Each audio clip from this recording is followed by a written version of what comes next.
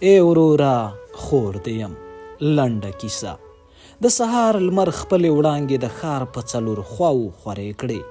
جګ شوم چای مې ځان ته دم کړ. د چای له څښلو وروسته له اطاقه د دندې په لور رهي شوم. زړه مې بد کېدلو. ورځ راته د نورو ورځو په پرتله غمجنه او خواشینونکې معلومېدله.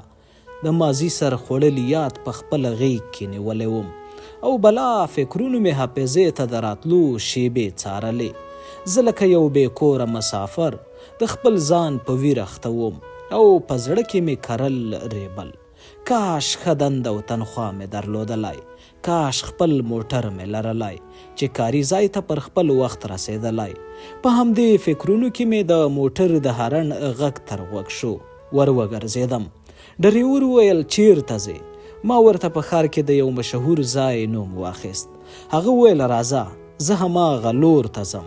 موټر ته پورته شوم. ذهن مې هره شیبه د خپل غمځپلي ژوند کیسو نارامه کوو او زه د خپل کاري منزل لور ته نږدې کېدلم. ډریور ټاکلي ځای کې ودرېد او زه له موټره ښکته شوم. په نه زړه او ماتو قدمونو روان شوم.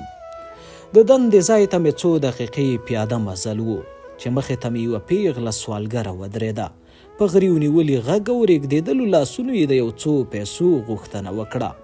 ما فکر وکړ چې دا ښار له سلو کیسو ډکه دی او هیرپوي سوالګري هره برخه کې شتون لري. دوی له مجبوریت نه بلکې د عادت له مخې دغه کار ته یې مخه کړې ده. نو ورنه په بیړه تیر شوم. هغې په شا راوکتل، سترګې له اوښکو ډکې شوې او په کمزوري اواز یې وویل ای وروره خور دې یم، سوالګره نه یم.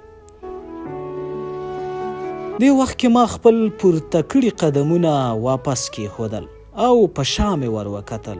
زړه مې څړیکه وکړه او په وجود مې درد راغی. راته یې وویل د کورنۍ سرپرستي د پلارجان له مرګ وروسته ماته پاتې ده. زده کړې مې د پوهنتون په 3 سمستر کې نیمګړې پاتې شوې. زه په دې ارمان وم چې یوه ورځ به د خپل بیچاره ولس زخمونو ته درمان شم. خو هر څه برعکس شول. اوس مجبوره یم چې د خپلو وړو خویندو لپاره د نفقې پیدا کولو په موخه سوال وکړم.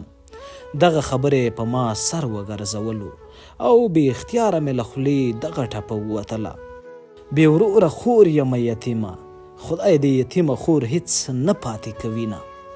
جب ته مې لاس کړو چې څومره وې ټولې مې ورکړې. دغه تندی له خوښۍ وغوړېدو خو زما زړه او ذهن تر ننه دغه جملې نارامه کړی چې ای وروره خور دې یم.